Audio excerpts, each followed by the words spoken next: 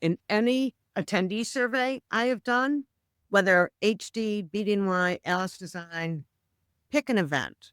The number one reason why people attend the event is due to word of mouth. And that goes back to relationships. What I do is inconsequential. Why I do what I do is I get to shorten people's journeys every day.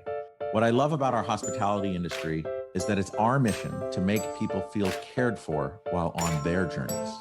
Together, we'll explore what hospitality means in the built environment, in business, and in our daily lives. I'm Dan Ryan, and this is Defining Hospitality. This podcast is sponsored by Berman Falk Hospitality Group, a design-driven furniture manufacturer who specializes in custom case goods and seating for hotel guest rooms. Today's guest is super passionate and an incredible fan about hospitality design. She's a speaker, she's a trade fair event leader, and a creative innovator. She's a proud member of the Hospitality Industry Network, better known as NEWH. She's the driving force behind Alis Design Plus, which is in its third year. And that spun out of the America's Lodging Investment Summit, or better known as Alis. She's the Vice President of Design and Construction Products and Services at the Hospitality Investment Group by North Star. Ladies and gentlemen, longtime friend, welcome, Michelle Finn. Welcome, Michelle. Thank you, Dan. Thank you for having me. I have been in this industry since I was 19 years old, and I feel like at every major event where everyone comes together, you were always there and you are always there. So to me, you've just been such a part of bringing everyone together, and through all the different peaks and valleys of everything that our industry throws at us, you've just always been there innovating. And I really am excited to talk to everyone about Alis Design Plus. But before we get into that, what does hospitality mean to you? What's keeping you in this industry and being part of the fixtures? I think hospitality, or I know hospitality to me is about welcoming. And welcoming, takes on many different forms and shapes, but it's really about anticipating the needs and desires of guests. Across so many different industries, whether it's the hotel industry or the sort of where the space I play in is conferences and trade fair. It's the same thing, but it's about people, and it's about making people feel comfortable and adapting to their needs. Well, one of the things that's just struck me is whenever you're doing any of these large gatherings of just different stakeholders, from owners or designers or buyers or brands or manufacturers, everyone has an outcome that they'd like, or a return on investment that they'd like, or a source of inspiration or new knowledge or new connection that they'd like. When you take the idea of, or your idea of hospitality, and juggling all of those stakeholders, how do you make everyone feel so seen and heard? Because to me, that is one of the hardest things when you have so many people who are there for one reason, and you've always done such a wonderful job of just getting everyone together and talking and looking at the big picture and building great things. So I will tell you, it can be challenging, but I think, for me personally, it started at a young age. And I will tell you that my mom is a stickler for manners, a stickler for table setting. So for me, it kind of started with hosting dinner parties, and the food has to be good in our family. It was probably hot dogs, but plated. And the food, the ambience, it had to be, an environment that was conducive to laughter and enjoying each other's company. But the company was the most important. And my mom taught me to always ensure that your guests were happy, whatever their needs are. Are they thirsty?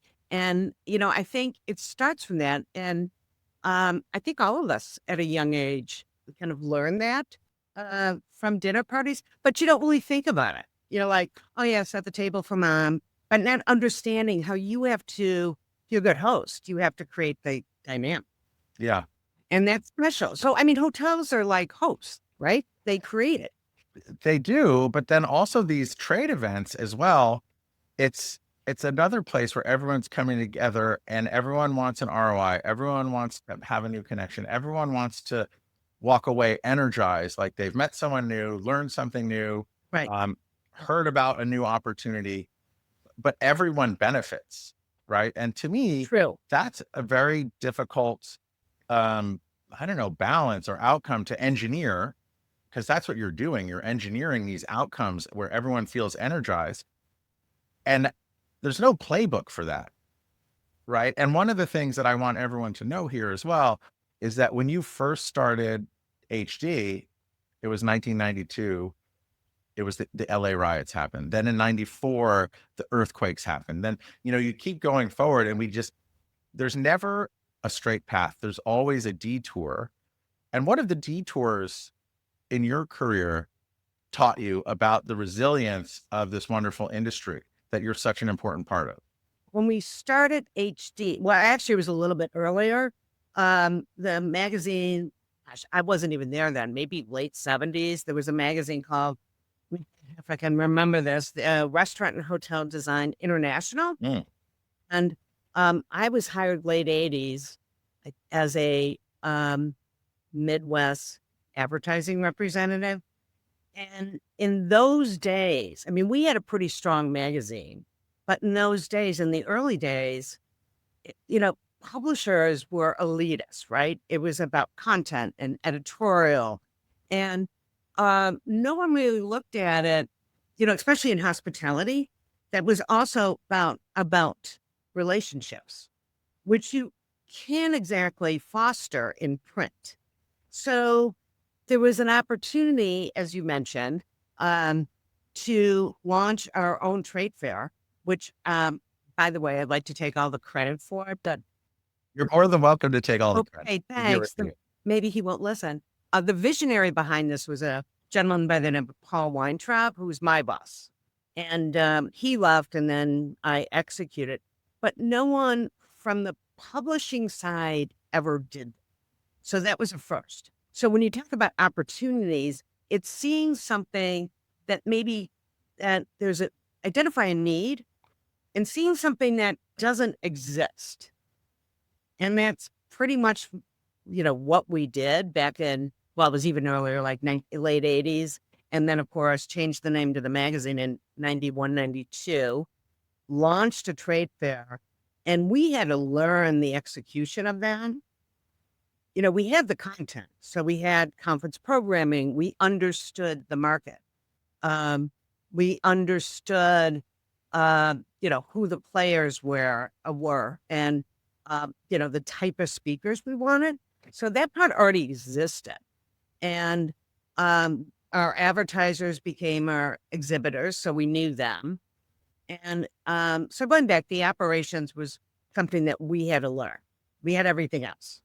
But the other thing we learned at a very early stage of this, and the market was changing, the industry was changing, how important relationships were.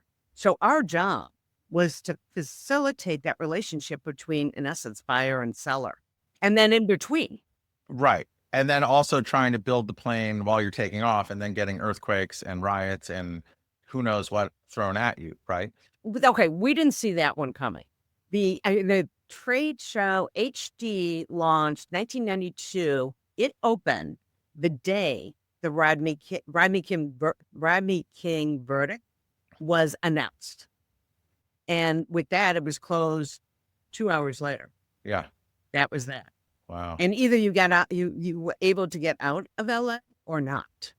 So I think one of the things, I love the dinner party metaphor that you have, because you have the dinner party where you have all the different people there and everything is thought about, from the place setting to the food to the drink to maybe you can steer the conversation unless you have like a crazy uncle who's there that just has to take over. But when you have a dinner party and it functions super well and everyone walks away like feeling satiated and closer to those who were around them. When you scale that into a trade fair from like, let's say 12 people at a dinner party to 12,000 people or however many people go, what scales easily? And then what breaks or like what are the surprises that pop up that you're like, oh, that scaled well, but whoa, that was a new lesson learned? That's a good question, but the fundamentals are still the same. In essence, we felt that we were the host of our trade fair. So we had an obligation, and we didn't look at it like we're just putting up this big tent and, hopefully everybody shows up. We became, and for us, it wasn't a spectator sport. We were involved. So we were there at the trade show, facilitating relationships between our exhibitors and attendees and their potential clients. And so I think that's what made it unique in some ways, because the trade show industry at the time was more transactional, right? You went into somebody's face. I'd like to buy 10,000 shares, like the retail. But our industry isn't like that. And we recognize that early. It's a relationship business. And it's building those relationships to advance somebody's sales. Yes. And with that, I know you mentioned earlier that, the industry has changed and it continues to change. When you go back to that first trade, or I guess the first one didn't really happen because it was 92, the riots happened, right? So 93 was the first official one. 92 was canceled. 93 we staged. And this answers your question, because we felt like we had, we got a lot of things right. We had great programming. For us, it was really the operations, and understanding that, and was also building an audience base, which was harder when you scale up. So that was harder than we thought. So I would say in the first year we actually staged, our attendance was lower than expected. So, that meant we were not delivering return on investment for our customers. So we needed to solve that problem immediately. And the next year was 94.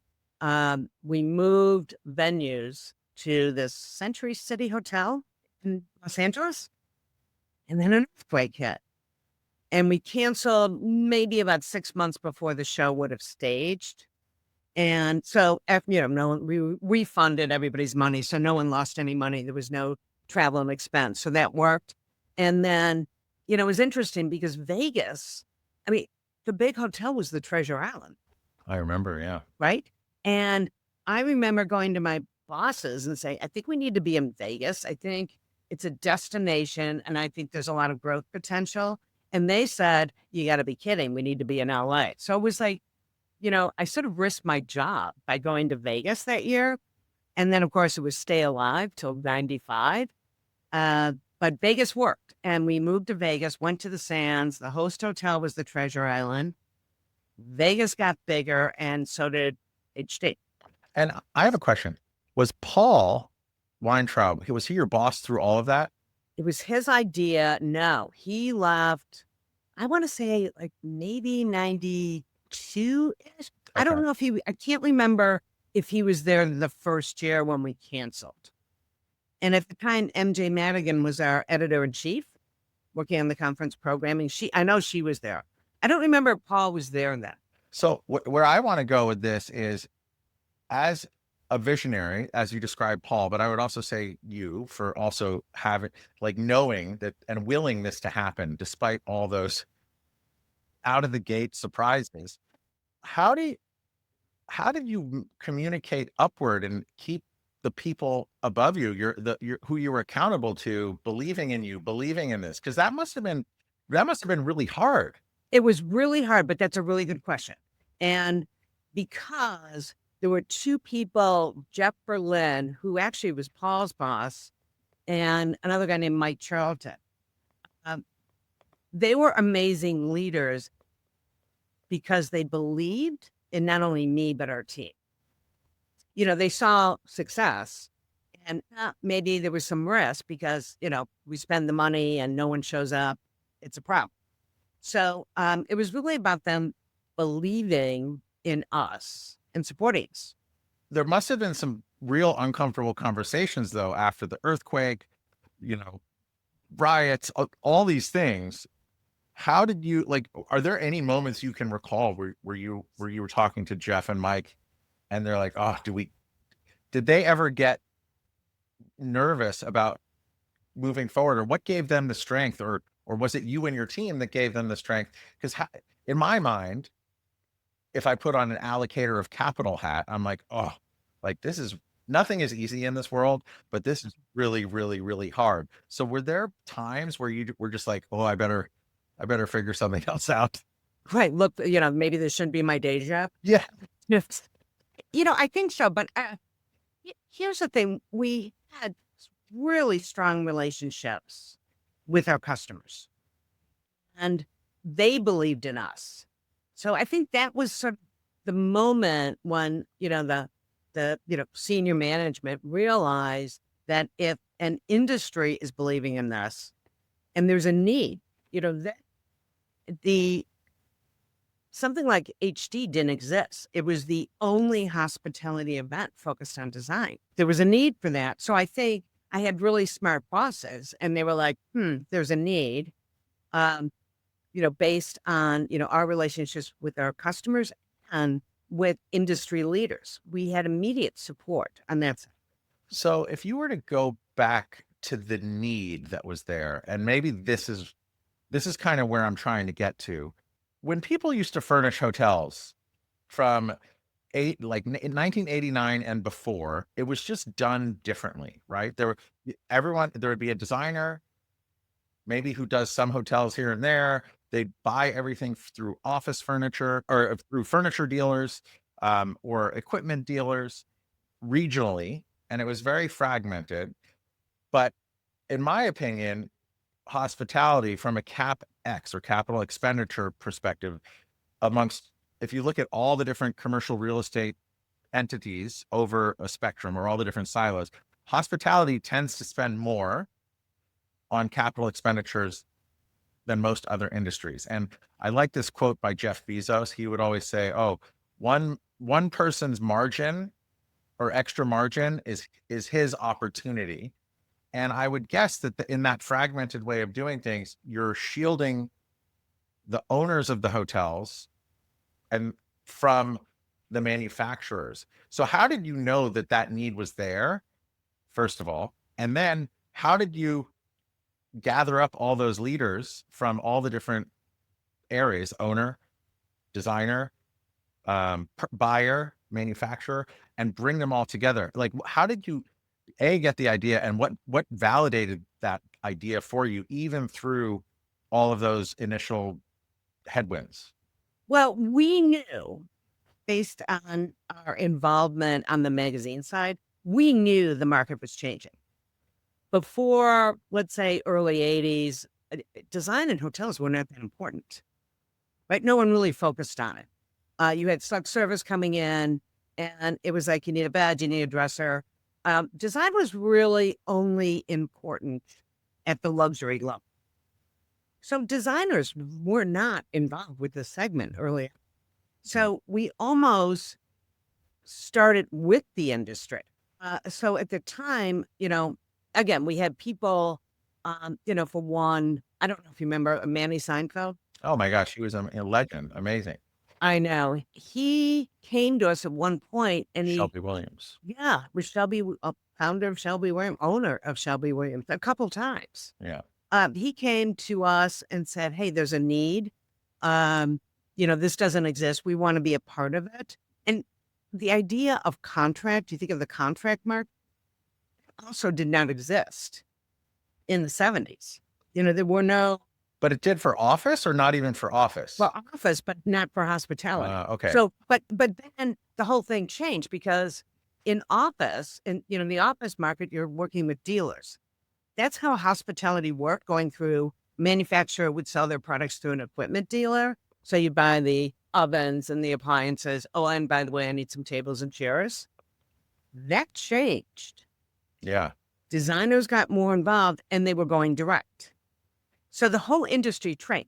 So in any sort of I guess, story about like, why do we exist at the time? It's because we were really knowledgeable and clear on the direction of the market from our experience with the magazine. Because in the magazine, you're connecting manufacturers, designers, you see who the subscribers are. Like there was a community before, like before the internet. Now, in those in those times when you had to pivot or cancel the first events, I want to go back to the dinner party metaphor because I know that you've talked about, like for instance, Paul, your mentor and visionary, and then Jeff and Mike. But then you also said your relationships with the customers, and I also want to acknowledge that you've said the word relationship 10 times since we've started talking, because to me, that's what keeps me in this industry. It's the relationships that I've forged. And I do think that this is a very relationship driven industry. But going back to that dinner party metaphor, the first couple events were canceled. Stay alive till 95, right? The one happening in 95. If you were to have a dinner party, and I know I just came up with that idea of 12 people to 12,000, but if you were to take those leaders who were the customers of the magazine, so the designers, the manufacturers, if you were to set that table, if you would, with those initial leaders that said, no, we need this. We believe in you. We believe in this concept. Keep going. Who's at that table?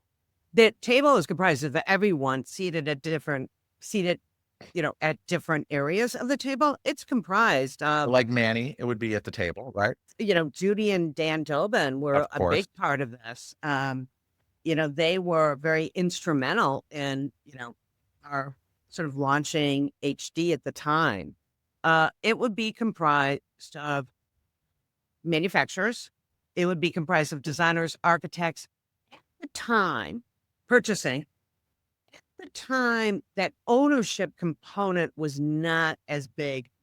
It was really your business from, as a manufacturer. The person you want to connect with is purchasing and design.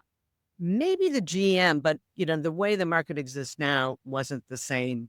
I think that because this is kind of where I'm getting to, where the biggest change that I've seen in our industry, especially for the big ticket items, like speaking case goods and seating from my perspective, oftentimes in a renovation or a development budget outside of construction, it's sometimes the second biggest check that a developer writes. Right. Oftentimes I have a lot of relationships with different ownership groups, and that's evolved over the years because they want to control who that relationship and who that check gets written to, because if the furniture's not there, they're not renting the rooms. So if you were to, then you fast forward all the way to 3 years ago, where you're doing your first Alis Design Plus, is that really the differentiator in your opinion? Or what makes Alis Design Plus different from everything else that's out there? So, I think HD, when we did HD, that was different than anything else out there, right?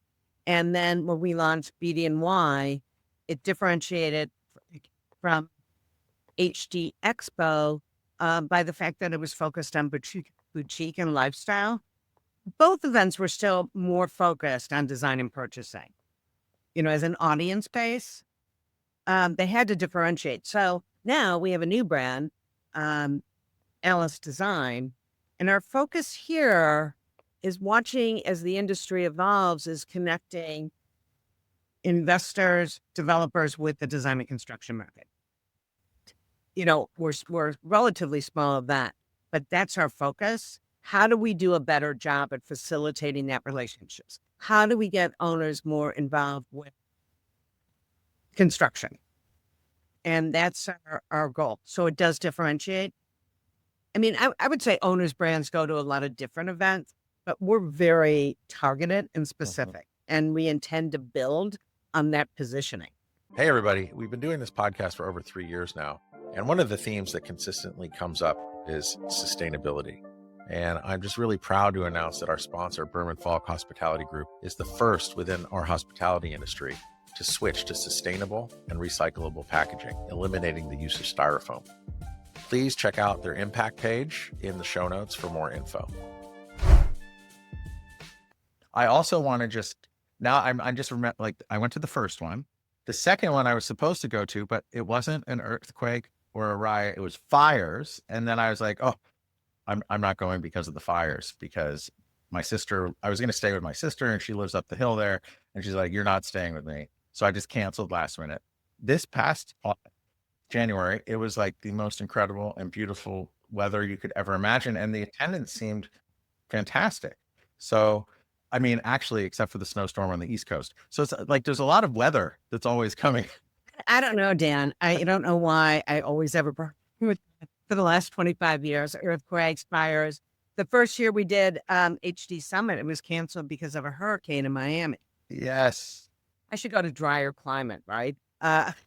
Well, no, this past January, it was just the snowstorm just shut down the entire Eastern Seaboard travel, right?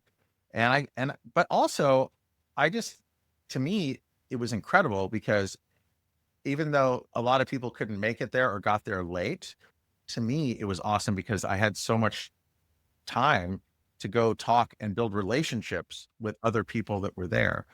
When you think about the success that you've had with Alis Design Plus thus far, and then let's say just put it 3 years out, what are your goals for differentiation, but also success for what Alis Design Plus is and wants to be? Our goals are to adapt and evolve. That also means, we certainly have growth initiatives. Alis Design has been growing about 20% the last 3 years, and we expect the same in 2020. Where are we? 2027. At some point, we'll have to make some decisions, and we've made none so far.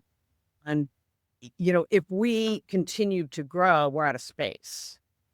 So what does that look like? So we would have to do a very in-depth assessment, based on our customer needs and audience needs. And in the meantime, we do plan to expand into other areas. I'm happy to announce that we're expanding Alis Design with Alis Cala, the Alis Caribbean Hotel Investment Conference. Oh, great. They're the premier conference focusing on the Caribbean and Latin American market. So we see an opportunity there to expand Alis Design, co-locate a smaller event with that Alis event. And the Caribbean market is pretty hot right now. So we like it. With all the growth of events and interest in content in these analog gatherings, there's all this scuttlebutt about just different companies acquiring other companies, and Skift just bought 3 independent hospitality podcasts last year. Yeah. And there's ILC, which is very independent, but there seems to be, and even the brands, even a sector of your customers, and my customers is the brands, they're seeing who does things well and acquiring. How do you, stack this trend up that we're seeing to how you've seen it from the start of your career, as far as the consolidation, reorganization? Because I feel like we're in a very strange or different time, and I don't know if it's where we are in the cycle, but it's just worth noting. And I'd love to get some historical context from your experience. So on my side, on the trade fair and conference side, when HD Expo launched, it was the only trade show of its kind. And it became pretty big at, I would say, around 2009, 10, somewhere in that era. There was like 325,000 net square feet of exhibit space. It filled the entire sands on the upstairs and downstairs level. And I think, we were sort of at the right place at the right time, but nothing like this exists. And then people started to, introduce and launch new products. So you saw a lot of new products coming in. And then we did the same thing with BD&Y, which, we never like to take the position that we're going to copy somebody else. It's always, and I don't like to go backward. So it's always like, what's new? What else is going on in the industry, where we can create value. And BD&Y was one of them in a different way. Right. And then Alis Design in a different way. But you were watching the market change too, because again, the notion that you would be connecting with an owner like a, Sunstone, Pebblebrook, that didn't really happen 20 years ago. You probably would not have. Maybe there were a few exceptions. Now, it seems to me, they have their own design managers, that there's a genuine interest in connecting not only with design talent. If I put all those people in a room and said, how many of you are interested in design talent? Everybody raises their hand. Yeah. So it's sort of interesting. So then as an organizer, how can we better facilitate that need on both sides? And then the manufacturers are in there as well. If you think about someone who might be on the fence, and let's go with 3 different categories: an owner, a designer, a manufacturer, and a buyer, a purchaser. Let's go with 4. If let's say those 4 archetypes are on the fence about going to Alis Design, speak to each of them about what you've heard from other people in their vocation that go, and some of the testimonials that you've heard about, wow, I'm really glad I went there. I think it's twofold. I think the design community, including purchasing, construction, they're there for a learning experience to connect with manufacturers, but also to connect with clients or potential clients, right? Yeah. On the ownership side, and we started doing this like, early BD&Y, maybe late HD. For the ownership side is having a general understanding of design trends, of costs, right? What you're spending all this money. Did you know that you could save, millions of dollars by doing it this way or hiring this team? The other thing we've always encouraged owners who are involved with design or interested in design is connected with manufacturers. And it's not so much like, hey, Greg, you're buying 1,000, case goods for 1,000. Well, it's not so much when things go right. It's when they go south. Yes. And that's where that relationship is important. 100%. And again, this doesn't really exist in as many other markets, but it does in ours. So there's a reason for owners to be involved, but it's really, you look at like brands and ownership groups, there's thousands of people. Yeah. Obviously the sales and marketing team, would have no interest in this, but really for us, it's identifying the people that would have an interest in design and design talent. There's so much innovation in the hotel space. So it's interesting, for hotel owners, I think, like, look at all this amazing, not only innovation on brand development, but also design, the people that are creating these amazing spaces that achieve owners' objectives. So for them, it's a learning experience. Are they going to go to every design event? No. And for us, because we're connected and affiliated with Alis, we have that connection. We are able to leverage those relationships and provide a need. Yeah. And I see just how many owners come in for Alis. I know.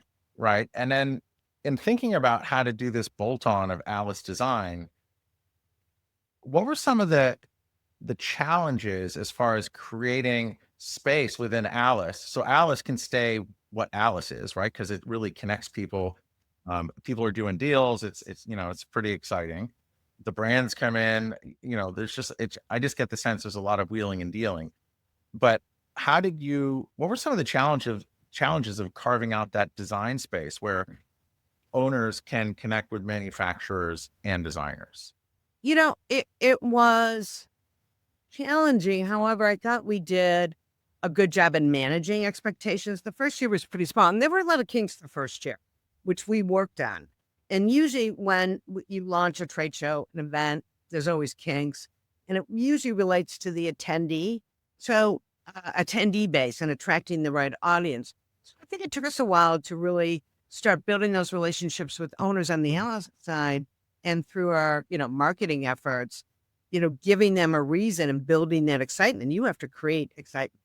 I also think with the rise of all the AI and the automatically generated content and just all the spam bots and everything else, and just the banner ads and everything that a designer might come across or an owner might come across trying to find product, I think that people are also starved for this analog engagement. And that's why I'm hopeful that that dinner party, what makes a dinner party successful, will also continue to make these in-person events successful.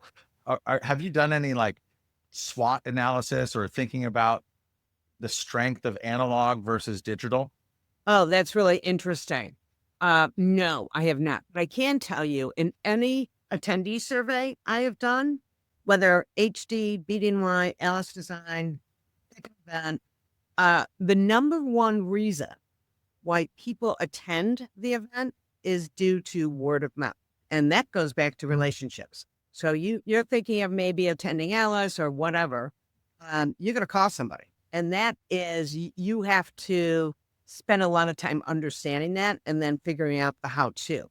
How do you expand that? Through your tenure and where you are now, connecting, kind of bringing the owners more into the mix, or creating this bridge where owners can forge new relationships or strengthen relationships with the vendors, the designers, the purchasers, and all the other consultants. What are other big changes that you've seen over, I don't know, what is that, 30 years of just the hospitality design world? Well, one, I think it's, the owner's involvement and awareness has increased over the years. Also, the brand development. I mean, the hotel companies have done an amazing job with brand development. I mean, there's like the boutique hotels, the independents, the big brands with Autograph and Curio. There's, Hilton's product. They're really kind of slicing and dicing. And going back to the definition of hospitality, it's like welcoming people, but everybody has different needs. So it's always trying to find that need and deliver a product that meets those needs. Yeah. And treating your guests when they want to be treated. Now, that could be luxury, that could be boutique, lifestyle, select service. It's all different. One of the things I can share just from, my more narrow perspective is, I guess in 2010, I started doing work with Didon, doing outdoor furniture.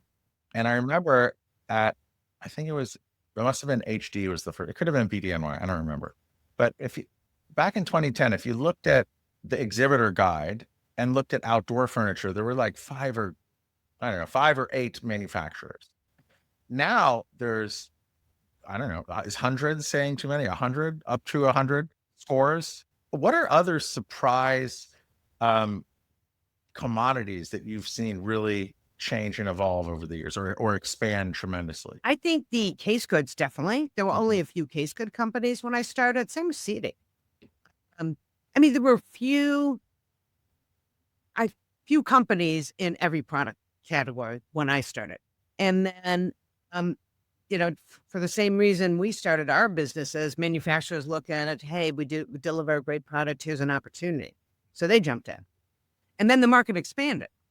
Outdoor, was that as important 20 years ago? I don't think so. But, resorts are big, everything that's going on in the Caribbean market, outdoor spaces. So the market changed. So the outdoor furniture companies, really saw that.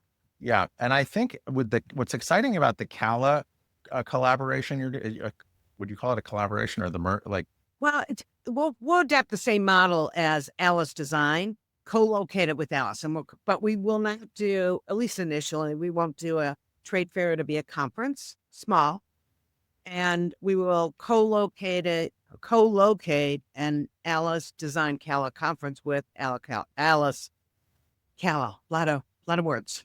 when and where will that be approximately? Is it in Miami? It will be in Coral Gables, Okay. mid-May.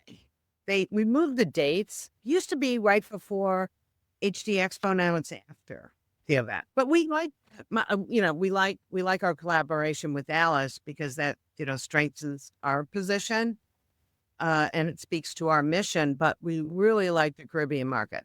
Yeah. And the proliferation and the brands and just ownership groups acquiring so many of those resorts throughout Central or Mexico, Central and South America is just unbelievable. And just creating a more cohesive experience. I don't know. To me, I feel like it needs this kind of connection and collaboration. Are there any initial headwinds you're seeing about, I don't know, people wanting to go or attendance, or what are people most excited about or concerned about? with that Well, market? this is the first time, you're hearing it first. We haven't, we've announced it, but a press release will be going out, more information, but that's not out yet. Okay. You asked about expansion. We made the decision, so it's public in a sense. We just you don't have the information yet. All right, cool. Well, but okay. Hopefully it will be away from hurricane season, right? May? Oh yeah, that's just before hurricane season. Good.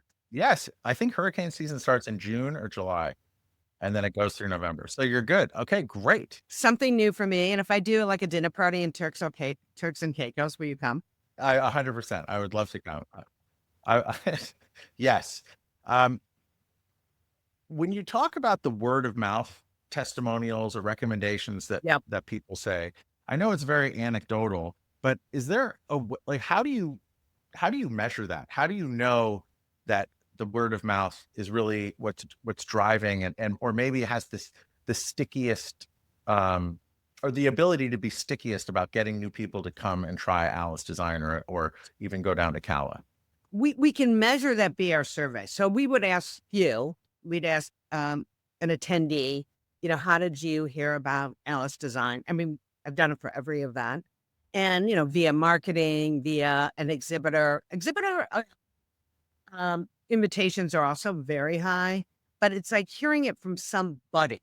And we can measure that. We can say 30% are attending an event because they heard it on the street or they talked to somebody. How you build on that is a little bit harder. And then what's so hard about that? Well, because you can't, it's not, if you look at something like, let's say it was 80% of our audience is attending Alis Design because of advertising. Okay, you look at that, well, let's increase our advertising budget. So that's pretty cut and dry. Word of mouth. So I guess we have to talk more. I mean, I can really quantify that. So that's a little bit tricky. And that, we believe it's our personal and as a company's engagement in the market we serve that fuels that. I mean, I think the hotels are similar, right? I mean, hey, even if you look at like TripAdvisor or some recommendation, people are trying new hotels because they heard it from somebody else as a testimonial. But that also is interesting because I guess, I don't know. I feel like that happens a lot on the independent side where Yes. maybe they don't have, I don't know, the marketing canon and the moat of guest loyalty that the big brands might bring to the table. But I think the most successful independent hotels it's definitely word of mouth. And plus, I think that it winds up making them more profitable too in the end because they're not paying whatever percent off the revenue to the brands, right, ahead of equity holders or investors. It's they're capturing more of their profit and revenue and then profit by not being a big part of that. But then you're also you have to make the decision of being great but small versus good and huge. A personal story I'd like to share, and I actually just interviewed her a couple days ago, is Adrienne Scribner from Baskerville in DC. I saw her at Alis in January, or Alis Design, and I said, "Oh, let's catch up on some things." And I remember I said, "Oh, let's go sit at this table over here." And I know you had you always had those awesome food trucks set up outside. It was such a beautiful day. She's like, "No, let's go sit over there and talk to some people we don't know." And I was like, "Oh, that's what I should be doing while I'm here." And we did that. And I met some really incredible people who also became podcast guests. I know Isaac Colazzo was one of them from is it STR? I think STR, the data guy. I saw him. He's fabulous. Yeah, he's amazing. And but I've just every event I go to, I always make such great and new connections. And then there's always something to go deeper with people you've known forever and learn something else about. How do you take an event like the ones that you've put on throughout your career and also take the moment, because there's so many people that are inbound to you, but really, how do you go deeper with the people that you already know at these events? Because it must be so difficult, because I would imagine you're spread so thin with all the different stakeholders. Well, I'm fortunate with Alice Design, it's not as, it's still technically like a day and a half, 1 day and a half over like 2 days. So, it was much more difficult. It's much more difficult as, with a major trade show that hopefully will continue to evolve and grow, but is always a challenge. Again, I would go back to, if we are, we're organizers, we're inventors of trade fairs, conferences, small events. But if you go back to the host approach or hostess, maybe I'm the hostess. And, it's like, how do you treat people? And that's being observant, paying attention to your customers' needs. It would be like if I was sitting by the food truck, which, by the way, was Jeff Hibler's idea. Hooray, Jeff. Yeah, yay, Jeff. If I was sitting by the food trucks, I would sit at a table where I don't know people and engage. It's really all about engagement. One of the many things I also appreciate about you, Michelle, is that whenever I make it to an NEWH event, they're very regional, and it's nonprofit, you're always there, you're always connecting. And then I also see you talking to new people that are there. One of the challenges, I think, no matter where, I think NEWH does a great job of this, where getting students to come in who might be entering the job market. What are some challenges that you've had through all the different trade fairs that you've been involved with getting the younger designers and purchasers and project managers and students to come in? Because oftentimes other companies will sponsor them. Do you offer reduced rates to them? Because I feel like what sometimes happens is there's a gap between the people who are already kind of established in their career trajectory, and then also getting the younger people to experience and just be around what it's like and what that relationship building is like. And then I have a follow-on question to that one. So I think, for us, it's a challenge because our audience base is at a higher level, primarily because of our affiliation with Alice and our, our success in building those relationships with owners and brands. So the attendees tend to be, people with 10 years of experience. So that is not necessarily our goal. But as we expand, I think we want to bring that segment group into the fold. Now, student part is harder, except for students. We will work with hotel schools and comp, students, X amount. Well, what I really appreciate what you just said, as far as kind of the demographic or psychographic of who your attendees are at 10 years of experience, that's amazing. And then I also think that to choose that at the expense of others and really lean into that I find the more that you can niche down, the better, because it delivers more value to those going. And maybe maybe I'm making up a story for you, but I feel like seeing you at these NEWH events and being there and connecting with the people who have less than 10 years experience or 2 or 3 years experience, or talking to the students that are coming through, I don't know. I just find that lights me up when I do that. And I appreciate that about you. From all of your experience doing these trade events, do you have any advice for someone who's never been to one as far as getting the most out of it? Because when I go to these things, I kind of don't have a schedule. I have a couple meetings maybe, but I just like to be open to whoever I'm going to collide with and bump into and see that. But on the other side of the spectrum, there's people who are very regimented, organized, making meetings every 15, 20 minutes and being very efficient, where I like to be more open. What are some best practices that you've seen for people who are new in their careers when going to these events, so they can suck as much marrow out of them as possible? I would recommend, whether it's our event or any other event, is to identify, I don't know, pick 10 manufacturers, 10 exhibitors, 20, and make a point of meeting with 10 people you don't know on the manufacturing side. And if you're meeting them at a higher level, they know design firms and ownership groups. I would also definitely recommend the content, attending the sessions. That's where I learned, and really getting a better understanding of the market, and then trying to identify 10 people try to connect with 10 people you don't know at any kind of event, any kind of trade show. As organizers, we try to help facilitate that, in many different ways. We have a hosted delegate program, which forces your customers or designers and architects to connect with people they may or may not know to their benefit, which is great. If you were to share a testimonial or aggregate a bunch of testimonials from Alis Design, what's the overwhelming value that you hear that people get who attend Alis Design? The testimonials that we get is, the people, whether it's an exhibitor or attendees, they like the intimacy of it or the perceived intimacy. Mm-hmm. And that goes back to, in facilitating those relationships. And they feel, at least designers, architects, construction managers, feel they have an opportunity to talk to people.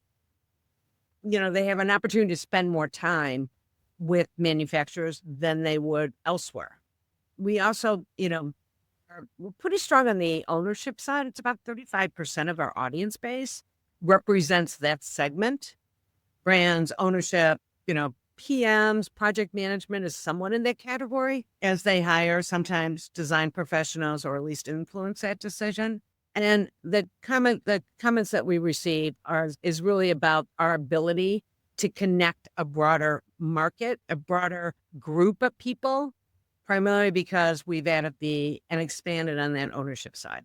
Delivering on that value and having consistently done that throughout your career, how would you tie that drive of yours of delivering on that value back to how Paul Weintraub believed in you? Oh gosh. Things were so different then. I think the fundamentals again are the same. We tend to, as a group, collect data. We tend to have a keen understanding of the market. And I think my company is certainly supportive of customers coming to us and like, hey, we want to expand, or, the whole idea of doing a smaller event in conjunction with Alis Cala, a lot of that came from our customers. So, like, hey, this would be great. We see opportunity here and there's no one here. Yeah. Okay. So now I want you to fast forward to next January, 2027. What are you most excited about with respect to the next Alis Design? What's lined up? What's getting you really excited? We're still really excited about working with NEWH on their SOHI awards, Structures in Hospitality Excellence. And that is it's the only and first award given to construction companies working in hospitality. Really? So that's a first. They launched that, I think it was 2 years ago, and the awards event is at Alis Design Plus. I think, we talk about design, we talk about purchasing. What about the construction guy? However, what goes in the construction budget and what goes in FF&E are maybe two different things. But we think that's an important segment. NEWH is interested in expanding into that segment, and so are we. So that's a great collaboration. And we're excited about that because it's new. And NEWH always does a great job. They have fabulous judges, and we are excited about that. We are in the process of working on conference programming. That won't be available for a couple of months. And are you taking recommendations in? Is there a portal open or opening? Yeah, we're Okay. always open to ideas on conference programming. Great. And Mary Skoviak is our content director.